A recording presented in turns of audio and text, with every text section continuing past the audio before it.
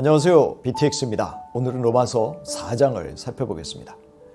바울은 로마서 3장의 말미에서 믿음으로 율법을 폐기시키는 것이 아니라 도리어 굳게 세운다고 하였습니다.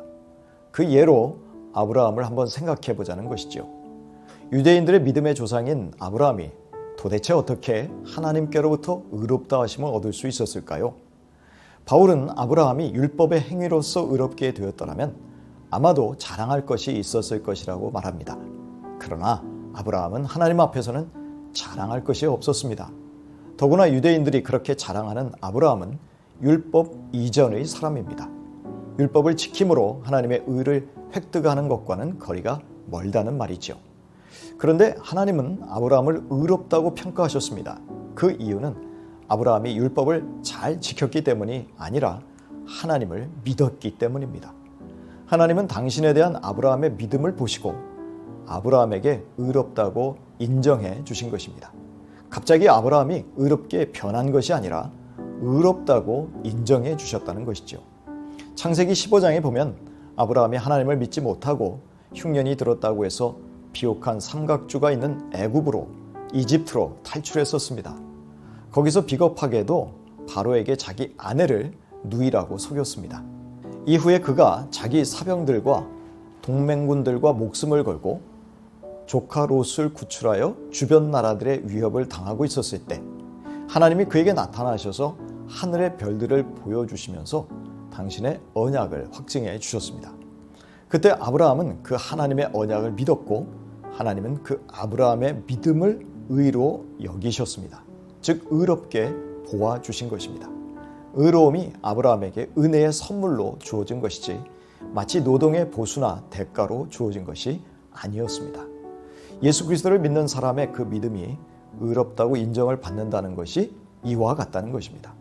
아무 일도 안 하고 아무 공로가 없는데도 죄인이 의롭다는 인정을 받은 것입니다. 심지어 다윗은 불법을 저질렀는데도 용서받고 죄가 덮어진 사람, 이제 하나님이 더 이상 그 죄를 인정하지 않은 사람은 복이 있다고 선언하였습니다. 그런데 이렇게 하나님이 아브라함을 의롭다고 선언하신 때는 아브라함이 할례 받기 전이었습니다. 할례 자체도 의롭게 되기 위한 조건이 아니고 할례 받기 전에 믿음을 확증한 것일 뿐입니다. 의롭다는 인정을 받기 위해서 중요한 것은 믿음이었다는 것이죠. 그래서 비록 할례는 받지 않았지만 아브라함과 같은 믿음을 가진 사람들 모두에게도 이 원리가 동일하게 적용된다는 말입니다. 사도 바울은 아브라함이나 그의 후손에게 주신 언약은 율법을 통한 것이 아니라고 강조하고 있습니다. 세상의 상속자가 되리라는 언약은 믿음에 근거하여 주어졌다는 것이지요. 여기서 세상은 코스모스로서 하나님이 창조하신 이 세상을 말합니다. 원래 아담과 하와에게 다스리라고 하신 이 세상에 대한 상속자의 지위를 다시 회복시키신다는 뜻입니다. 이 말씀은 단지 가나안 땅을 상속한다는 지역적인 것만을 의미하지 않습니다. 그것은 훨씬 더 넓은 영역을 가리키고 있습니다. 그런데 만일 유대인들이 율법을 근거로 스스로를 상속자라고 주장한다면 믿음은 공허하고 텅 빈 것이 되어버립니다. 그리고 약속은 파기되고 무효가 되고 헛된 것이 된다는 것이죠.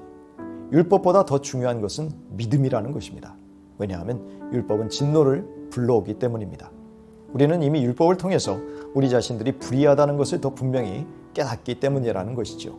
율법이 있기에 범법함이 있는 것이요 율법이 없다면 범죄도 없기 때문입니다. 이와 같이 믿음의 의라고 하는 개념은 은혜의 개념과도 잘 맞습니다.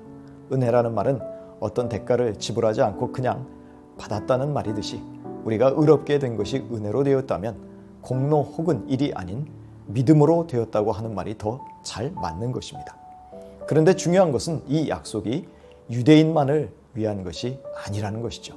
그것은 아브라함의 믿음으로부터 나온 세상의 모든 후손에게도 해당되는 것입니다. 그런 면에서 믿음을 매개로 하여 아브라함은 유대인뿐만 아니라 이방 사람들의 조상도 되는 것입니다. 그러므로 이방인이든 유대인이든 믿음이라는 공통분모를 통해서 한 조상인 아브라함을 두게 된 것입니다. 하나님은 모든 민족으로 믿어 순종케 하시기 위해 아브라함의 후손으로 오신 당신의 아들 예수를 죽은 자 가운데서 살리셨습니다. 그를 하나님의 의의 나라의 왕으로 세우셨습니다. 아브라함은 하나님을 죽을 사람을 살리시며 없는 것을 있는 것으로 불러내실 수 있는 분으로 믿었습니다. 나이가 100세나 되었고 사라의 태가 죽은 것 같음을 알고도 끝까지 믿고 신뢰하며 하나님과 동행하였습니다. 이런 믿음의 소유자 아브라함을 하나님이 의롭게 여겨주신 것입니다. 결코 율법을 준수했기 때문이 아니었습니다. 예수님이 십자가에 돌아가시게 된 것은 우리의 죄 때문이었습니다. 그리고 예수님이 무덤에서 부활하신 것은 우리를 의롭게 하심 때문이었습니다. 즉 하나님의 의를 얻게 하시려고 그리스도를 부활하게 하셨다는 말입니다. 즉 예수 그리스도를 통해 우리를 의롭게 하신 것입니다. 아브라함이 하나님을 믿은 것처럼 하나님이 예수를 죽은 자 가운데서 살리신 것을 믿는 모든 자들이 의롭게 되는 것입니다. 아브라함이 할례 받기 14년 전에 그리고 율법이 주어지기 430년 전에 아브라함은 이미 하나님으로부터 의롭다는 인정을 받았습니다. 그것은 다른 것이 아닌 믿음 때문이었습니다. 로마서 3장 23절 이하입니다.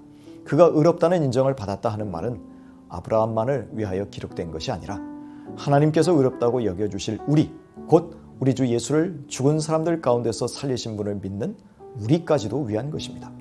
예수는 우리의 범죄 때문에 죽임을 당하셨고 우리를 의롭게 하시려고 살아나셨습니다. 아브라함을 믿음의 조상으로 받아들인 우리들 역시 예수 그리스도를 믿음으로 하나님으로부터 의롭다고 인정받는다는 것을 깨달아야 할 것입니다.